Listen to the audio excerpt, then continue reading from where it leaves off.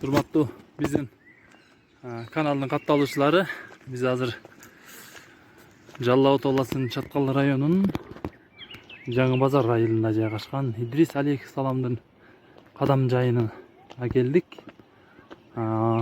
Бул ыйык жай менен сиздерди мүмкүн болушунча тааныштырууга аракет кылабыз. Кызыктанар болсо биздин каналга катталыңыздар. Чаткал районуна 80 жыл касиеттүү жерим кең пейлелим деген көрнөктөр орнотулуп тур кире беришине. Бул жак ушул эки жактан келген зыяратчылардын, туристтердин эз алып түнөй турган мейманканасы экен. Бул жерде азыр ушул зыяратчылар үчүн даярдык жүрүп атат. Мынакей. Рахмат. Тең болсун. Бул жерде зыяратчылар дастархан жайып, Куран окууга камданып отурушат. Ал эми бул жакта атайын тамак пиширүү жайларында тамак пиширип, андан соң Куран окулат экен. Керектүү шарттар бар экен негизинен. Негизинен керектүү шарттар бар экен. Бул жерге келип, алыстан келгендер болсо зыярат кылып, андан соң жатып, түнөп, беймал кайра кайда берсе болот. Мейманканасы. Жолубузду андан ары уласак. Көрүп турасыздар, мынакей. Татынакай кылып цементтен төтө жол тепкич жасап коюшуптур. Рахмат жергиликтүү калкка жана жергиликтүү башкаруу органдарына. Мынакей зыяратчылар үст жактан Идрис алейхисалам күмбөзүнөн сыйынып келатат. Зыяратыңыздар кабыл болсун. Мен жогору чыгып келейин. Мынакей. Бул жерде темирден чарпаялар орнотулуп тур. Чий менен каланып, ичи салкын, үстү түнүккө шыйпыр жайында ушул жерге отуруп эз алып, Куран окуп, руханий эз алып кеткенге сонун шарт түзүлгөн. Бул жак эшиги култанып турат. Бирок ичинде али пайдаланууга бериле элек сыяктуу жаңы мрамор плита менен жабыштырылып, татынакай заманбап кемегелер орнотулуп тур. Казандар менен. Казандары жапжаңы, али май тиеле экен, караңыздарчы. Бали. Ушундай жайга шарт түзсө ошончолук зыяратчылар, туристтер келип бул жайында инфраструктурасын өнүгүшүнө албетте сөзсүз жакшы өбөлгө түзүлөт. Мынакей бул жакта да орнотулуп тур. Азыр май айынын аягы буйруса эми туристтер, зыяратчылар мындан ары агымы күчөйт бул жерге. Алыс Казакстандан, Өзбекстандан, Тажикстандан, өзүбүздүн республикабыздын туш тарабынан күн сайын үй бүлөлөрү менен, машиналары менен ат арытып, жол карытып келишип, ушул жерге зыярат кылып, Идрис алейхисаламдын кадам жайына, ата-бабалардын арбактарына Куран окуп дегендей жашынакай руханий эз алып кетишет. Сиздерди да ушундай руханий эз алууга чакырып кетебиз. Ошон үчүн биз бул ыйык кадам жайдын ислам дүйнөсүндөгү 3-чү пайгамбар болуп эсептелген Идрис алейхисаламдын кадам жайын сиздерге көрсөтүп атабыз. Идрис алейхисалам өзү Ак Нух, Энох деп айтылат. Байыркы христиан жазмаларында Энох деп айтылат. Идрис деген пайгамбар. Идрис алейхисалам бизче кандай эмесе бул жерден кирип, бул жердин шайыктарына жолугуп, алардан да бир топ маалыматтарды сиздерге алып берели. Мынакей негизги Идрис алейхисаламдын сыйынуучу кадам жайын ушул эс алуучу жана Куран окуучу negizgi jaylarına geldik. Bu yerde de taşlardan kınaптап sement менен сонун тепкич кылып сөрүлөрдү куруп коюптур. Азырынча бул жерлер бош, бирок буюрса тек кечкүзгө чейин бул жерден зыяратчылар үзүлбөйт. Азыр гана бир аз зыяратчыларды көрдүк. Az зыярат жаңы гана башталды, себеби чаткалда күн эми ысыды, аба ырайы эми оңолду мындайча айтканда. Салам алейкум. Кандайсыз Шаяк эке? Аман эзен отурасыздарбы? Таксыр, кандайсыз? Ден соолугуңуз жакшыбы? Жакшы. İşte атасызбы? Şu İslam dünözündөгү эң бир ыйык жайлардын бири болгон ушул Идрис алейхисаламдын кадам жайында шайык болуп иштеп атасыз да? Аты жөнүңүз? Мухтар. Мухтар Таксыр. Бул жердин жоопкерчилиги да бул жерде иштеш да өтө оор, өтө кыйын, өтө кылдат деп ойлойм да, себеби бул жерге ар кандай адамдар келишет. Бири динден кабары бар, тарыхтан кабары бар келиши мүмкүн, кээ бирлери тарыхтан кабары жок, динден кабары жок келиши мүмкүн. Андан тышкары акыркы жылдарда бир биздин кыргыздын мурдатан көнгөн Ханафи мазхабынан тышкарыда агымдар пайда болуп, ушундай сыйынуучу жайларга каршы чыккандар да болуп атат элдин арасындачы. Ушул ыйык жайда иштеп, ушул элдин ушу Алла Тааланын соопчулугу үчүн иштеп аткан кызматкер катары ушуларга кандай дейт элес? Негизи аларга туурабы? Эгер туура эмес болсо, аны айтсаңыз. Эми бул жерде негизи ыйык жер да. Диний жагынан да, мына тарыхый жагынан да Идрис пайгамбарды баары Орто Азия боюнча билет. Дүйнө жүзү боюнча. Идрис пайгамбар дүйнө жүзү боюнча. Чаткалды ошо Идрис пайгамбар аркылуу чаткалды да билет да көпчүлүк. Идрис пайгамбарыбыз аркылуу. Муну эми көпчүлүк бар, азыр суроо берип кеттиңер, башка диний агымдардан келип баргандай дейт. Туура эле болуп атат, ар кандай кайчылаш пикирлер болот. Кээ бирлер келет, жакшы маектешебиз, жакшы пикир алышабыз, туура маселелерди сүйлөшүп кетет. Кээ бирлер туура эмес айтат. Идрис пайгамбар жок дейт, бул ширк дейт. Бул жерде жашаган эмес, бул Арабияда жашаш керек дейт. Ар кандай. Буга сыйынбагыла дейт. Буга негизи сыйынбаш керек, зыярат кылыш керек. Зыярат. Сыйынуу эмес, зыярат кылып кетсе, анда ушу туура. Сыйынуу деп бул Алла Таалага гана сыйынабыз. Алла Таалага гана сыйылат, сыйынса болот.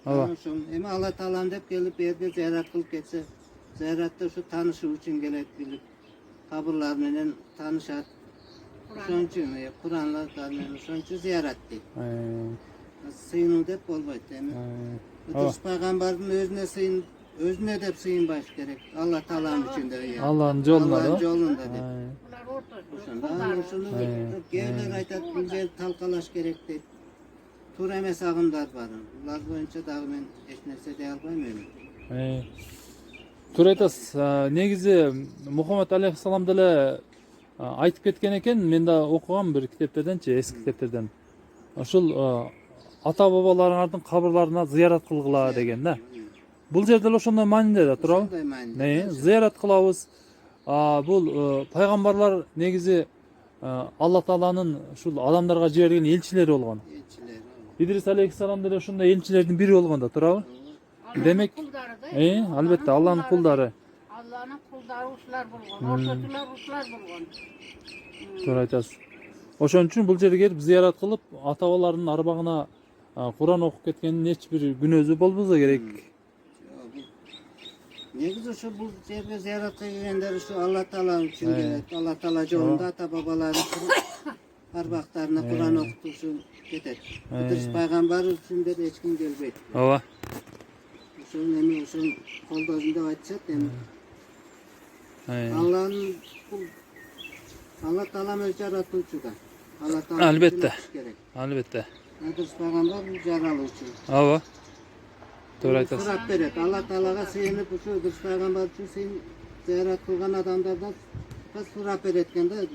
Ооба. Эми элчи болгондон кийин ошондой да. Туура. Бизче айтканда. Адамдардын ниетин, тилегин, Hmm. ушул адамдын тилегин кабыл кылып берип, сурайт, кыз сурайт, перзент сураганда сурайт. Ооба. Ушундай мааниде. Эми бул уламалардан келаткан көп эле жанагыда. Ооба. Эми азыр туура эмес болуп атат да көп нерсе.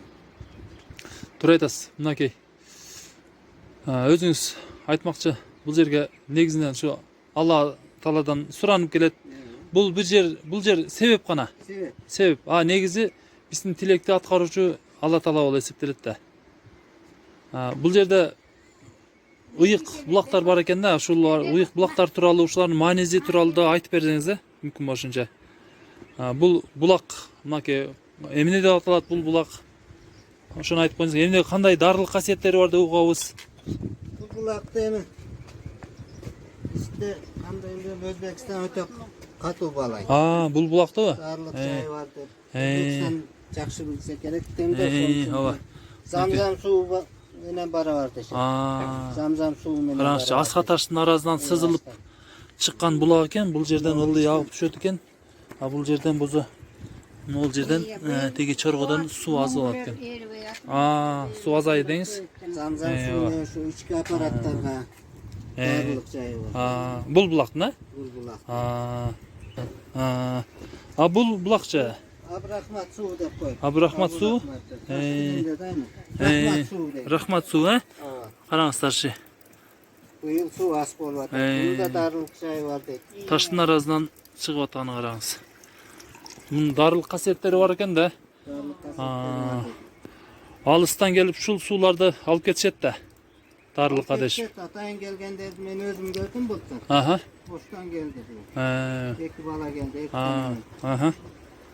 Ушундай бир жестерибиздин ушундай суу түгөнүп калып ушул жерден алып барып ичет экен да. Аскадан оруйт экен.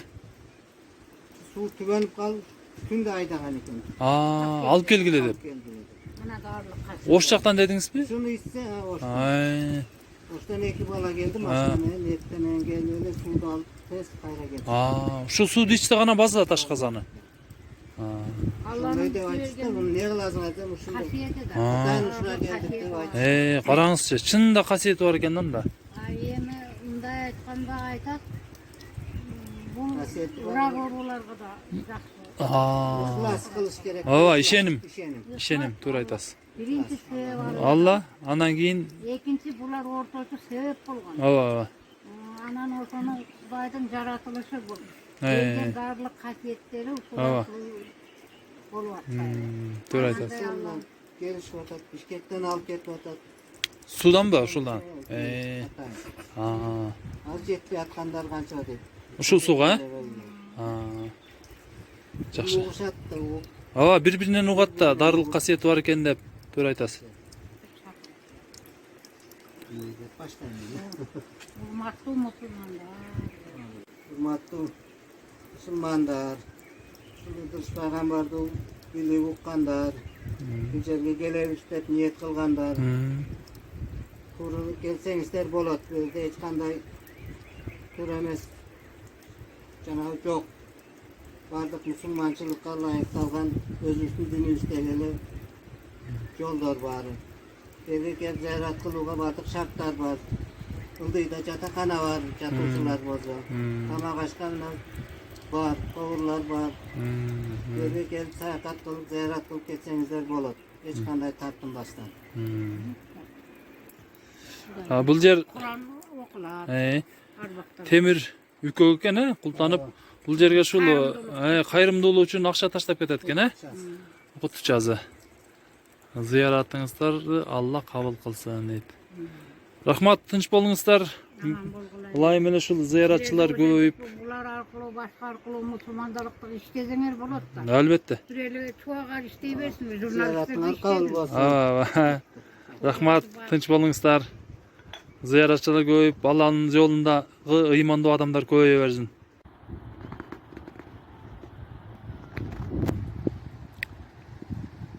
Салам алейкум, урматтуу биздин каналдын катталуучулары жана момун мусулман бир туугандар. Биз азыр Жалал Абад областынын Чаткал районунун Жаңбазар айылында жайгашкан Ыдырыс алейхисаламдын кадам жайында турабыз. Бул көрүнүп турган өрөөн, чаткал өрөөнү жана алдыбызда Жаңбазар айылы керилип жатат. Алдында эң чоң дарыялардын бири болгон Чаткал дарыясы агып атат. Ал эми могу сиздер көрүп турган күмбөз бул Ыдырис алейхисаламдын күмбөзү болуп эсептелет. Ушинтип тарыхта айтылат. Жана бул жерге мусулманмын деген жана башка да илимдүүмүн деген адамдар жана жөнөкөй жарандар келип зыярат кылып, табынып, ошо Алладан жакшы нерселерди сурап кетишет. Анда эмесе бүгүнкү биздин көрсөтүүбүздө сиздерге ушул Ыдырис алейхисаламдын кадам жайы менен тааныштырабыз. Ылдыйда бул жерде ушу Ыдырис алейхисаламдын кадам жайынын кире беришиндеги ушул Куран окуп, курмандык чалчуу жайлар. Мында болсо мына көрүп турасыздар, могу чакан балатыларды, бир нече ондогон балатыларды, каптала тигилген балатыларды көрүп турасыздар. Бул да ушул райондук мекеме ишканалардын, жеке адамдардан атайын келип ушул жерди токой кылып, келечек үчүн куруп коелу деген аракеттери менен ушул жерге карагайлар эгилген. Аке көрүп турасыздар, могуларды бойлотуп, айрымдары чоңоюп да калды. Минтип бул жерге деген жакшы, Чаткал элине ыраазылык, жергиликтүү ушул башкаруубуздун ыраазылык дегенде бул тепкич менен ушул этектеги кадам жайдын курмандык чалчуу, Куран окучу жайларына түшүп баруучу, же ошол жактан чыгып келүүчү сементтен жасалган төтө жолу. Ал эми бул жерге келип эз алып отурушат да, андан ары жолун улашат. Эми бул жерде тааныштырып коелу сиздер менен. Бул намазкана Бейшенов жакшылык атама арналат дейт. Аллах ыраазылыгы үчүн бул курулуш Бейшенов Бакытбек Маликович тарабынан каржылаган 2018 жыл дейт. Бейшенов Бакытбек Маликович аттуу бул жаран өзү жеке ишкер, Таластык болуп эсептелет. Ошол Талас шаарынан, Талас областынан, Талас эрезинен келип, ушул жерге өзүнүн атасын арнап намазкана курган соопчулук үчүн. Заманбап, ичи да заманбап. Ушул намазканага келип, канча адам Куран намаз окуса, ошончо адамдын сообу ушул жигиттин атасына арбагына жазылат деген ишеним бар албетте. Ошондой эле болсун. Бул жакта да мончо курулган. Ушул эле жеке ишкердин тарабынан курулган. Андан ары мынакей заманбап мончо жана заманбап ажаткана. Кадам жайдын тазалыгына, көрүктүүлүгүнө мүмкүн болушунча ушул жакшынакай кылып шарт түзүүгө аракеттер көрүлүп жатат. Буюрса келиңиздер ушул жерге зыярат кылып, ата бабалардан, пайгамбарлардын, азиз олиялардын арбагына Куран окуп, өзүңүздөр да мындай руханий рахат алып дегендей, руханий бир колдоо алып, ушул жерге атайын келип зыярат кылып кетиңиздер деп чакырат элем. Бул жерде отуруп Куран окушат дегендей, ал эми бул жерге Ыдырис ата фонду дейт. Бул жерге өздөрүнүн садакаларын, көңүлдөн чыккан акчаларын салып кетишет экен. Бул жер болсо ошол намаз окуй турган, Куран окуй турган жайлар. Анда эмесе жолубузду уладык. Баратабыз азыр ушул мусулман ислам дүйнөсүндөгү эң ыйык жерлердин бири болгон Ыдырис алейхисаламдын кадам жайына көздөй жөнөдүк. Бул төтө жолдор атайын сементтелип, ушул жергиликтүү бийликтин, жергиликтүү калктын жардамы менен, колгошу менен, айрым бир жеке ишкерлердин колдоосу менен ушинтип курулуп атайын шарт түзүлгөн. Буюрса мындан ары да улам жакшырып баратат шарты. Мынакей, урматтуу биздин каналдын катталуучулары, бул жерде бир үй бүлө зыярат кылып, сүрөткө түшүп, эстеликке жүрүшөт. Зыяратыңыздар кабыл болсун. Жүрө бериңиздер. Жүрүңүздөр. Алдыга мен кеттим. Бул жерде анда эмесе, урматтуу көрүүчүлөр, биз азыр Ыдырис алейхисаламдын чилде каназына келдик. Бул жерде чилде деген атайын караңгыда эч ким менен сүйлөшпөй 40 күн Алла Таалага табынып отура турган жер деп айтылат. Ушул жерде Идрис алейхиссалам табынып 40 күн отуруп намаз окуган экен. Мынакей бул жерде бир зыяратчы энебиз намаз окуп атат. Намаз кабыл болсун. Көрүп атасыздар. Ал эми бул жакта болсо Бисмиллахиррахманиррахим. Бешиктин сөлөкөртү орнотулган. Бул жерге ушул уул кыз негизи эле перзент тилеп келишип Алла Тааладан сурашат.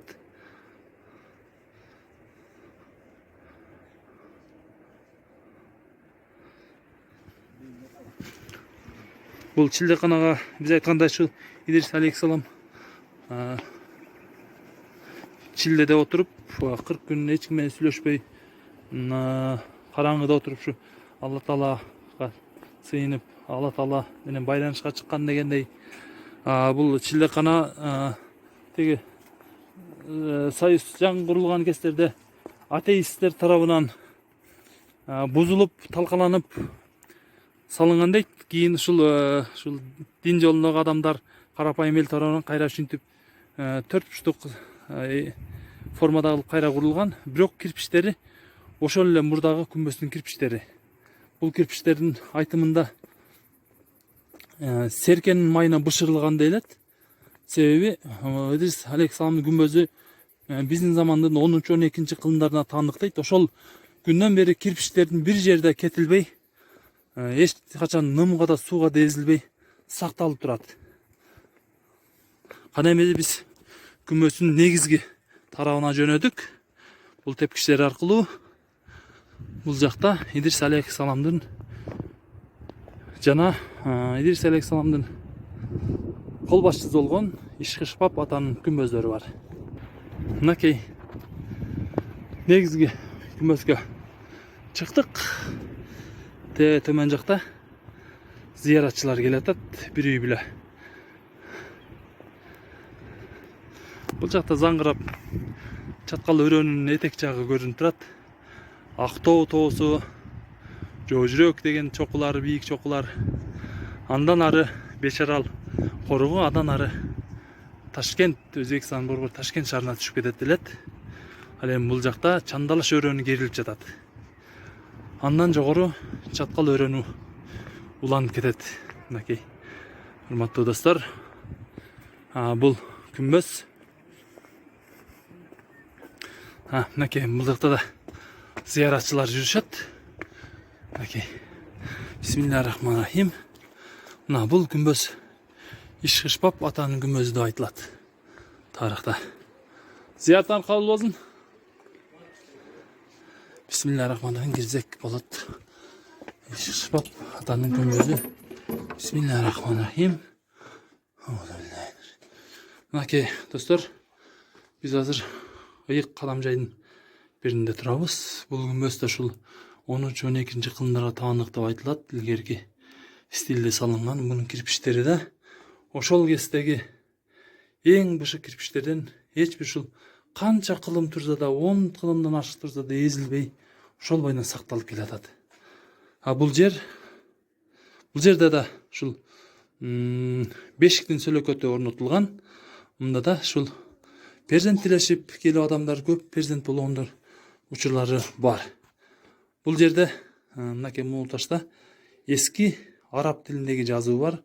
Муну айрымдары окуучулар окуган дейт, айрымдары ушу окумуштар окуй электешет. Иши кылса ушул ыйык жазуулар орнотулган таш ушул жерге коюлган. Мына бул жерге да келип сыйынып кетишет. Бул жакта зыяратчылар келатат. Ал эми бул болсо ушул Идрис алейхиссаламга тиешелүү күмбөз деп айтылат. Бул күмбөз ушул биз сөз арасында айтып келаткан ушул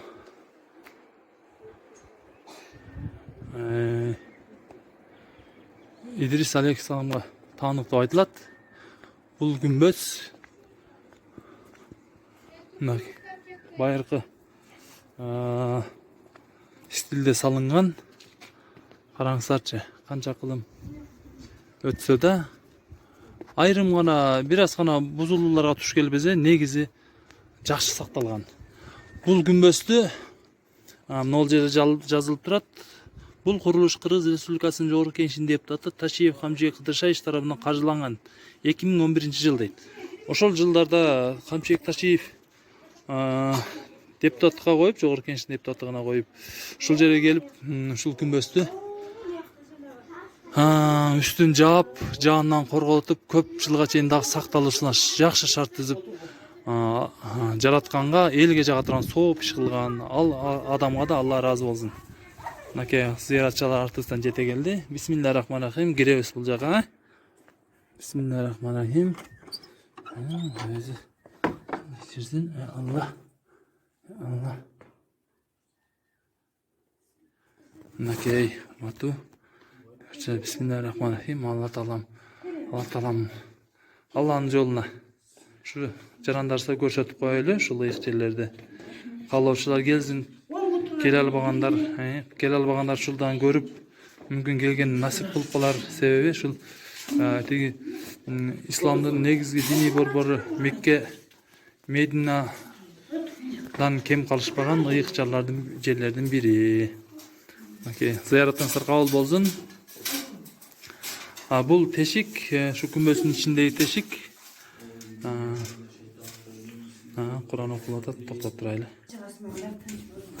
Эшикти ачып түртүп койгула. Түртүп койгула жарык кирсин. Бул ач эшикти. Ачып кой. Бул жерде мынакей. Бул ушул тешик аркылуу Идрис алейхиссалам бейишке чыгып кеткен деп айтылат. Бул жердин топурагы дары катары ушинтип орган жерге сыйып алып ырым кыла алат. Ырым катары сыйып алып, мынакей тери ооруларына жакшы даба деген ишеним бар.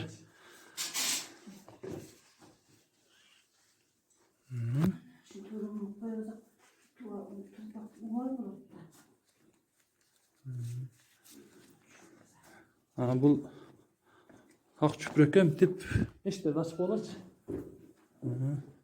Мындай кылып туруп, акча коюп, ушул жерге соопчулук үчүн Кудайдын жолуна акча коюлат.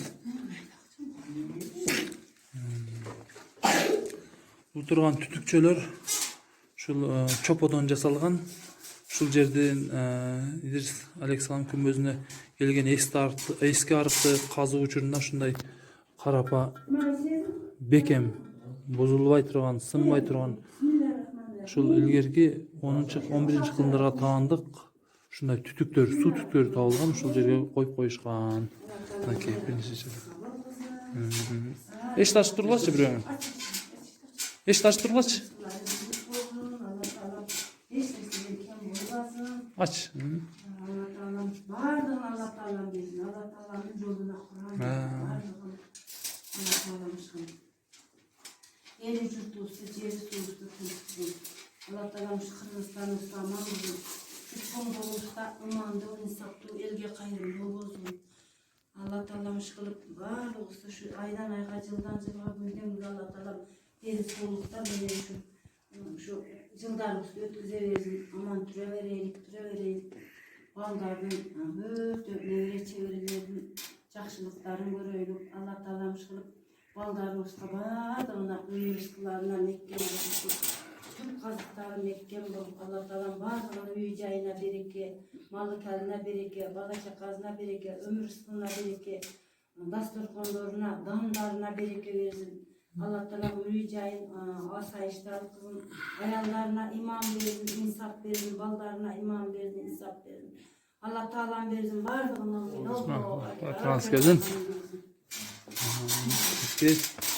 Болды ақшайт, зияраттың қабыл болсын. Келіп жүр, көріп шық. Бұл жақта шыл Жаңазыр айылының мазары жайғашқан.